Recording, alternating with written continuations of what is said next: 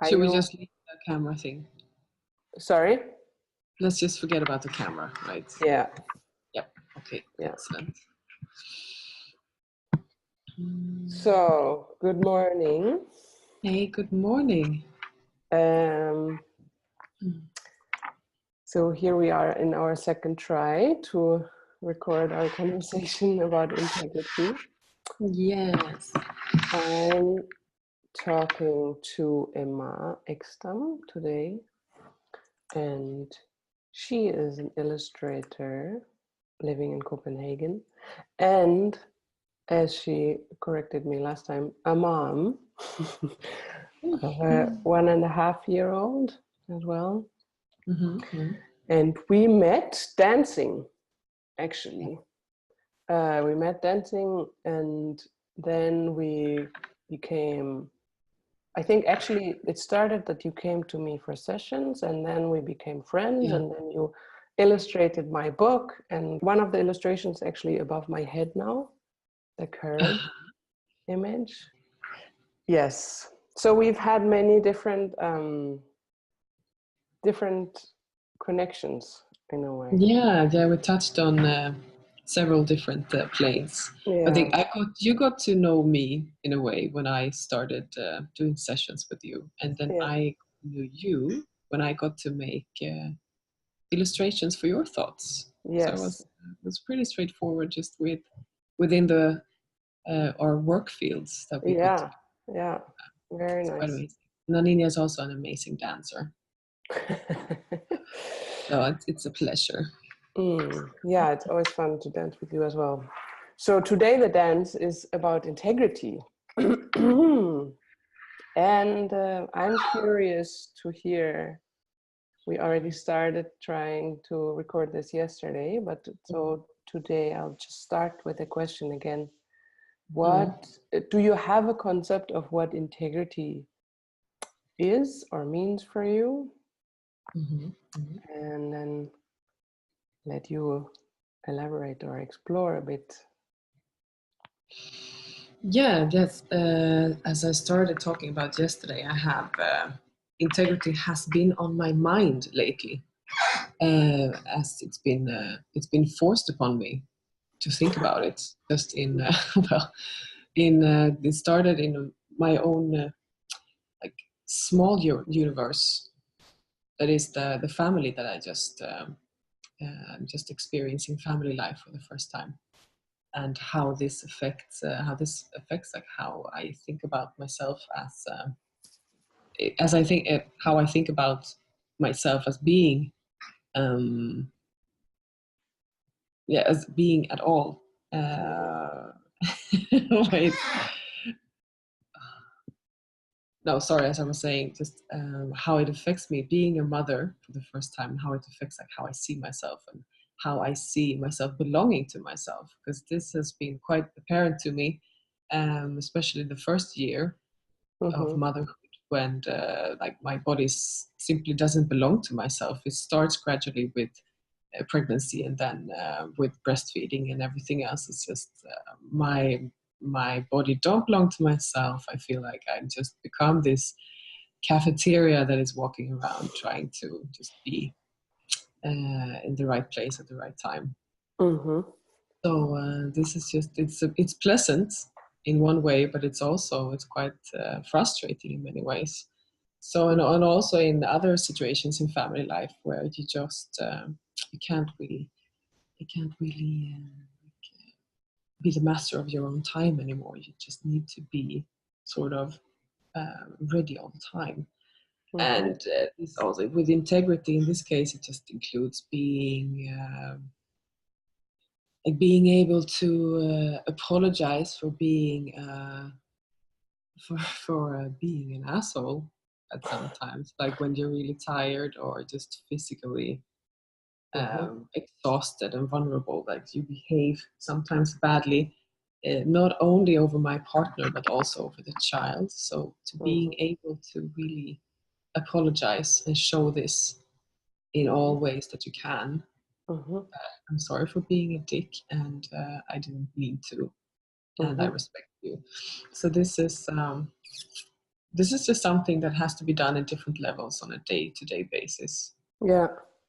Yeah. So you mentioned that it's in a way a lot to do with your body, you know, at least in this experience in the family. Yeah, it is. It's a novelty that your body doesn't really belong to yourself anymore. Uh-huh. So yeah, and it's just being touched 24/7. Like we co-sleep with the baby, so just having another person on top of you all the time is also something you need to. It breaks down the boundaries. So I think it sometimes can be hard to see and feel like what is me, where I stop and where the other person begins. And this is something Mm-hmm. that you need to just need to reclaim somehow Mm-hmm. without without it being without it being something that affects the other person, people in the family. Mm. But then it's also like also been thinking a lot about integrity on a bigger scale, like integrity of being just living in the Western world, Mm-hmm. and it's sort of being a contradiction on so many ways. The way that I live as a middle class person in central Copenhagen and pursuing my career when the rest of Europe is kind of is burning and is on fire, and how this is constantly a contradiction in Mm-hmm. my head, and also a lot of my friends that we talk about constantly, like how every time you read the news, it's mayhem, and Mm-hmm. how you cope with that when you just want to eat a nice lunch and get some customers. I'm a freelancer, and Mm-hmm. just making the economical part of your life work with the family and everything, and Mm. then the small things as trying to like eat vegetarian or eat good ecological meat, and it's extremely it's really small things, Mm-hmm. but it still has to do with how I see myself as a person, and how I see like how I think it's important to keep this part. I think it's a big part of how I see integrity, like to Mm. be live the life that you think is a good life for not just for yourself but for others as well. And Mm. also just this feeling that it's a ridiculous example, but just thinking that if I do this, would I be okay with everyone else on the planet doing the same thing? That if the answer is no, then that's a bad moral choice. I know it's a cliche, but I just think it works to put my thoughts in place at least. Like, do I want everyone to eat like shitty food, or do I want I don't know, recycling, whatever, or to Mm. being kind to people who wants to get on the bus first, or just whatever. I can't think of any other examples. Just day to Mm. day. Yeah, but it's, I mean, as a principle, it seems quite straightforward, no? To look at the little choices that we make in everyday life. Mm. That's how I understand you. And then see, okay, how would this be on a larger scale? Yeah, exactly. Um, in this larger perspective, do you also have, like, do you have a sense, a physical sense of when you know, okay, I'm doing this with integrity, or here something is a bit off, or like, do you feel this in your body in some way? Mm.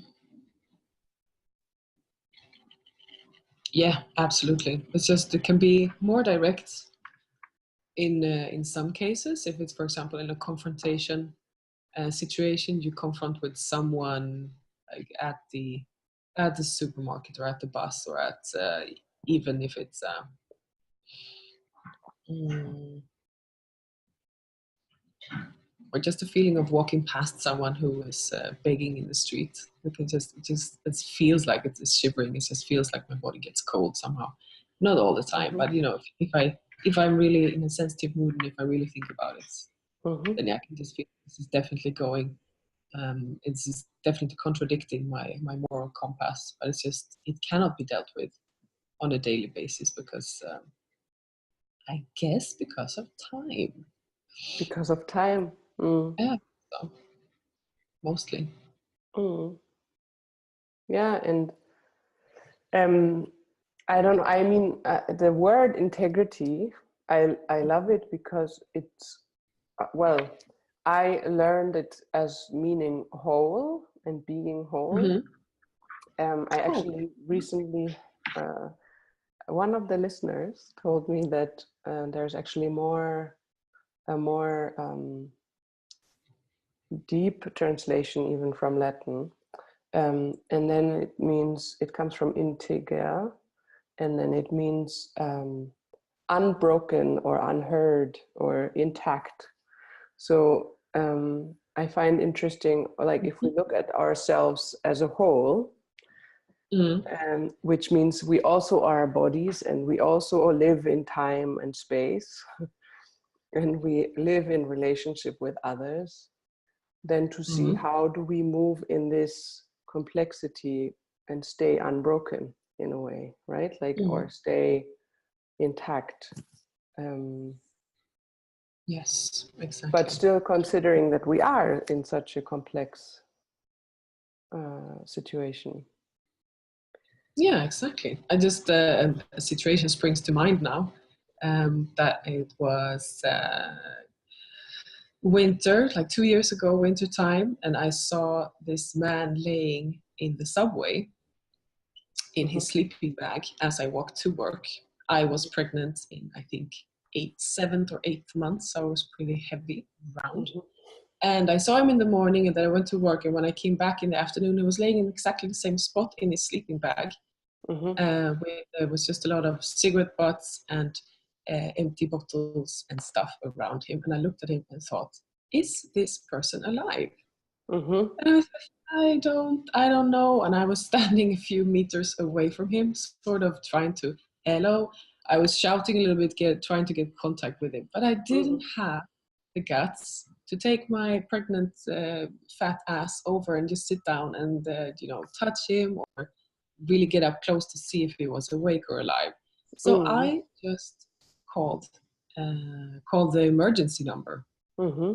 as I was trying to get contact to him. Then I just walked away and called the emergency number and said that Mm-hmm. I wanted to report this guy. I did not know if he was asleep or alive. Mm-hmm. Or and the ambulance guy got so angry at me. He yelled at me and really told me, like, he really told what he thought, that I was a coward and that why the hell did I not just walk over to him and check if this guy was okay. He did Whoa. have had no understanding that I was scared. He's just like, get yourself together. This is a human life. And I don't know if we get there in time. And even if we do, what if he's just drunk? Then we got out with the ambulance. And I was just, well, I know. I think you're right. But I was still scared. So I was just, well, I don't know. Mm-hmm. So this was a situation where I could feel that this guy, he was right. Like, he was right. I should have. But at the same time, I didn't feel bad because I didn't have the guts to. What the hell am I supposed to do? This was just the Mm-hmm. situation.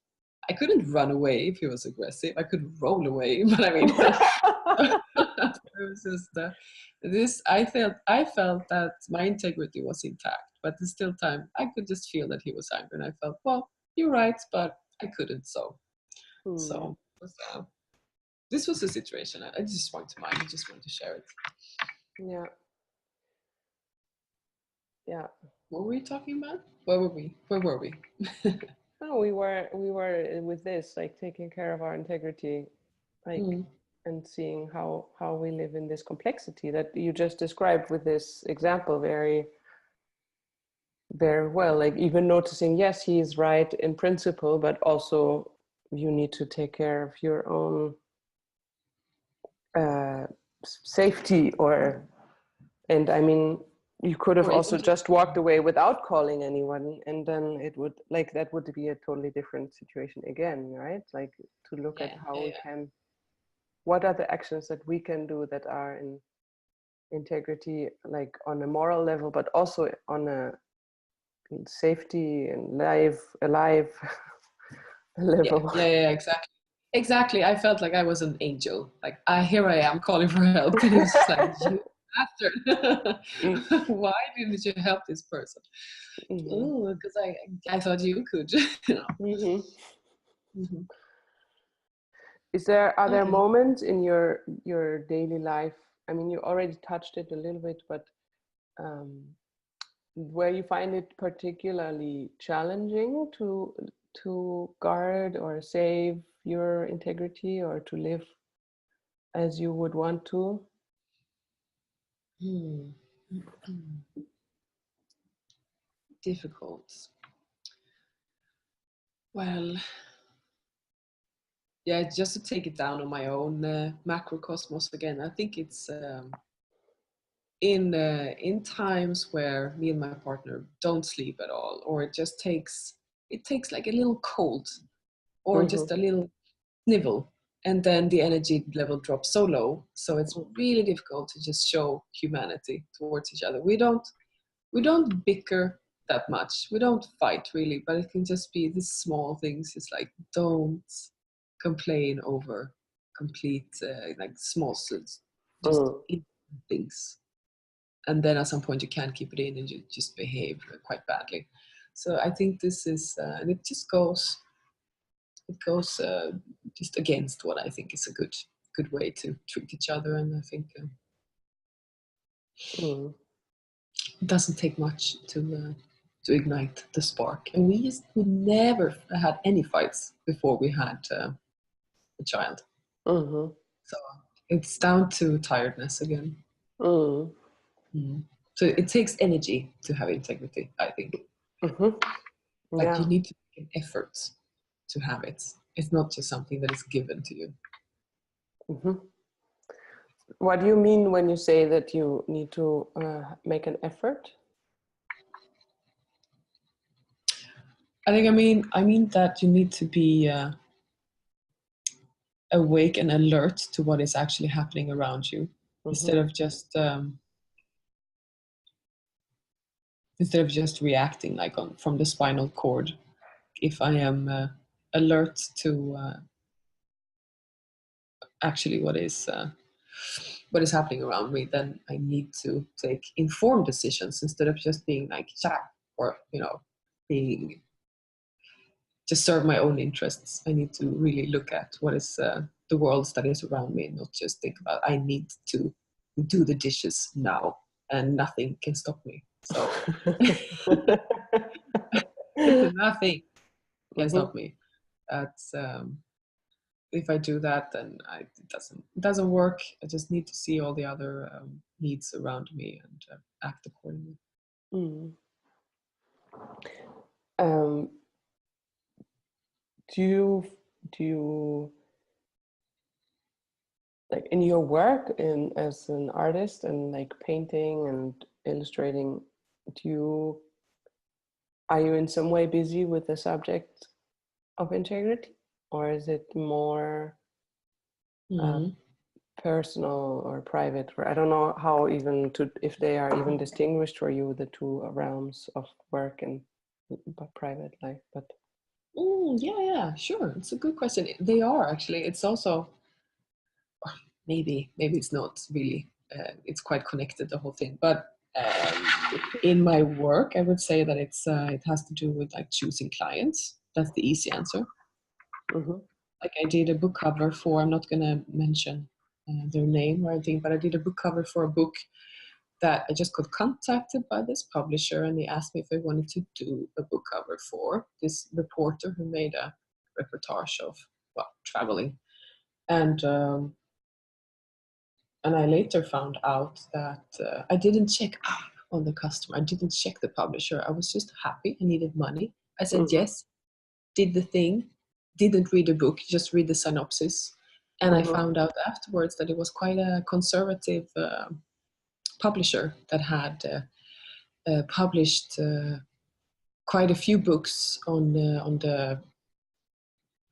like the political spectrum that is not at all what I'm not. I shouldn't say not at all, but it's just that weren't in my they weren't necessarily what I think is a sound mm-hmm, uh, mm-hmm, politics. So and I thought quite a bit about it afterwards. That it was a wake up call that I need to check on new clients, and I need mm, to think and make an informed decision if I want to at all mm-hmm, work with them. So it mm, wasn't Naturally, I think it was quite a nice book, etc. But it was just some aspect of it that I didn't think before I accepted the job. So Mm. this is the thing. So there seems to be something about taking a moment of reflection or consideration before acting or reacting. Yeah, absolutely. So And I guess having the energy and the awakeness or the awareness for taking that moment. Yep, absolutely. Mm. And I guess this could point at like my natural reflexes aren't wanted, and I need to really focus to be a good person. And maybe that's true. I don't know. Maybe. Yeah, I don't know. I don't know if the different reflexes are natural. Like it might be that it's natural when you're tired to make sure that you are really surviving the next few hours, and it might be natural that when you're not tired you can take more things into consideration. Like I'm not sure if I would judge one thing in or the other, or if maybe I mean, yeah, why not No, consider thinking as well as natural, right? yeah, Like saying that it's it's not something natural. we can as humans as well. It's Absolutely. I guess what I'm trying to say is that I turn into quite a nasty person when I'm tired and stressed. So I need to focus. yeah. Yeah. So do you have a kind of practice or tools or something that you use for yourself when you feel that you've been off in a way, or that you feel this coldness in your body from that there's something not in integrity, or when you do you have some tools that you use for yourself? Yeah, I do. It's one that I learned to actively use when I was in had sessions with you, and it's breathing. Hmm. Not any necessarily any breathing exercises, but just to really focus on breathing for a couple of minutes, and it really helps me. It clears the head and just makes for really good vision. And other than that, it's just plain exercise. Really, really good sweaty exercise. It just helps a few times a week. Otherwise, I don't function as a person. I have Mm-hmm. a job where I sit a lot at desks and work a lot in the studio with painting, and it's quite still. Mm-hmm. So it's these two. So sweaty exercise, I like that. You Of get the course, ideas. I'm a pretty visual person. yeah, yeah. Um, oh, I mean, of course, I love the breathing part, but it's just interesting for me to hear like how different people kind of also how to create space for this reflection that you were mentioning, right? Like, Okay. because I mean, yeah, okay. So you find time to really be physical in a way in order to um, then be able to be more aware and awake. And you mentioned taking informed decisions a couple of times, both actually in the workplace, but also in your family, and I guess in the public space when you were that you were talking about, no? Yeah, yeah, yeah, yeah. Yeah, yeah. Just to like just a few seconds to meditate on the fact that other people's lives is as important as my own. Mm. But just to realize that there's a setting for everything. If a guy or a girl, if a person is being a jerk to you at the metro, it's just to quick see that this person can actually have had a really tough time in their lives or something. If we could have seen like I don't know, I think you could just see immediately on a person's face what they're going through in their life, then absolutely I would show more respect and have more patience with people if you could see just written on their face that they're sick or grieving or just whatever. Mm. Their wallet at home that day or something. Yeah. I just otherwise I just see this person as the jerk who bumped into me right now, and that's it's pretty narrow. Yeah. I wonder because at the same time, like I find especially people that want to live a life in integrity or that are in a way, in some way idealistic, there can come like this kind of expectation or wish for perfectionism almost, or like expectation that we should be kind to everyone that bumps into us, for example, or understand everyone's struggles, and sometimes Yeah. or be there for everyone. And sometimes I find that it's quite, I don't know, quite healthy maybe, or to, like as you described with this person, where you like noticing your own boundaries, because in a way like it's noticing your own capacity, like do I have the capacity right now to take care of this other person as well, or will that mean that I exhaust myself and then also turn into a bitch? Yes. Yeah, but it can also be, I guess, unhealthy to just think about, like to have this perspective all the time. I think it could be somehow quite Scandinavian. I don't know if this is a true assumption, but it's just a lot of talk, especially in Sweden, but I guess also here in Denmark, about the environment, and like to think about all these things. And it's just it doesn't add up with the lifestyles we're living in. It could just be quite exhausting and superficial.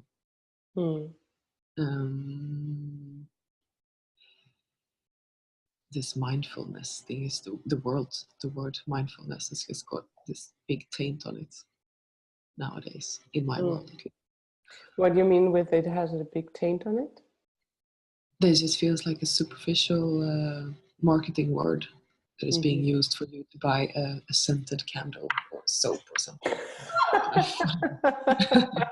Well, yeah, it's what come. It's just this hashtag to put on a life that is. But where did we come from? Being aware about others, but respecting your own boundaries. Yeah,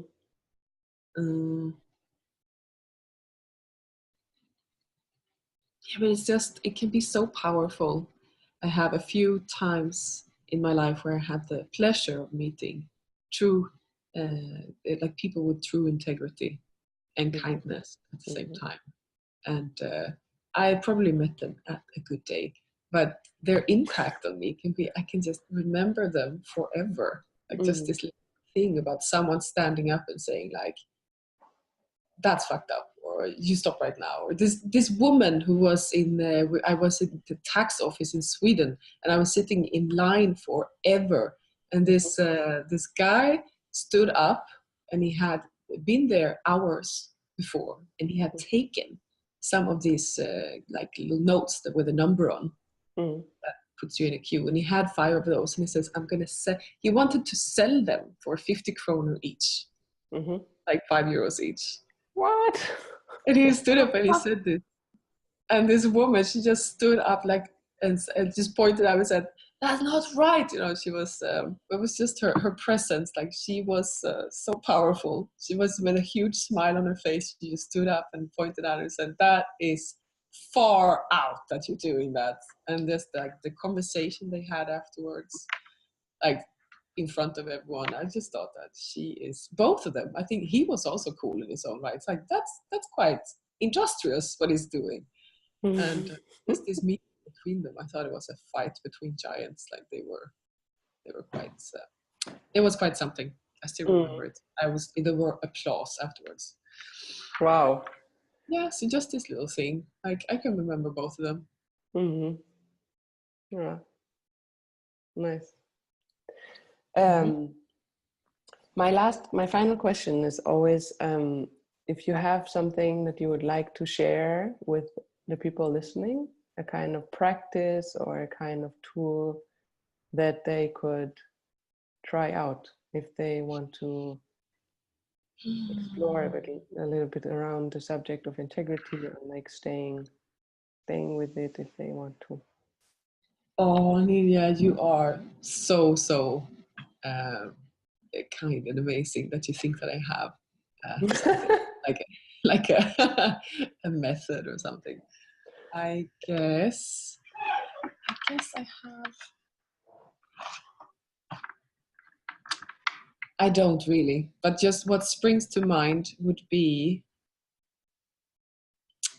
to really be open to when you see someone that you think is powerful and just open your eyes and try to learn. Because that has helped me so many times. It's just a really small thing. Like when I see someone, I Great. think that is so empowered, and Mm-hmm. I want to go in that direction, and I try to just like inhale everything that I can. Mm-hmm. Try to remember as well. And I also have this thing, like it's quite simple. It helps me. Maybe it can help others. But if I'm in a situation like where I acted in a way, or some other people, there's just been this energy thing that is going on, and maybe I apologize too much, or maybe it was, when this encounter, when you feel like something didn't go right here, then I try to think, what would Patti Smith do? Like I think Patti Smith, that's the embodiment of someone who has integrity, and that she's doing some really good things. Patti Smith. Patti Smith, yeah. And I Yeah. think, would Patti Smith take this shit? No, she wouldn't. And this just sort of helps me as a compass. Amazing. Great. Yeah. I think everyone has a practice that they use and maybe it's not so aware. So yeah, lovely. So what would Patti Smith do? What would she do indeed? Would she take this shit? No, I don't think so. Or in some situations, yes, she would. Possibly. I don't know her. Mm-hmm. Yeah. But that's a really cool idea, I think, to take someone that you find inspiring and in a way, like, yeah, both in everyday life situations, see the person that's inspiring and learn from them. And then when the question comes up, what would Patti Yeah, Smith do? exactly. You can have, you could probably have like a wardrobe of people that you can apply. I also use Salman Rushdie. I also use him quite a lot. If you get the chance to see him speak or to talk about his books, just go ahead and see this person. He is Mm-hmm. powerful. Mm-hmm. Yeah, great. Mm-hmm. Well, thank you so much, Aninia. I'm guessing we're coming to an end. It's been lovely to talk to Yeah, you. thank you for joining me. If you have anything else that you still would like to say or ask, there's of course still time. But I feel I've feels talked. like a good place, no? Yeah, it does.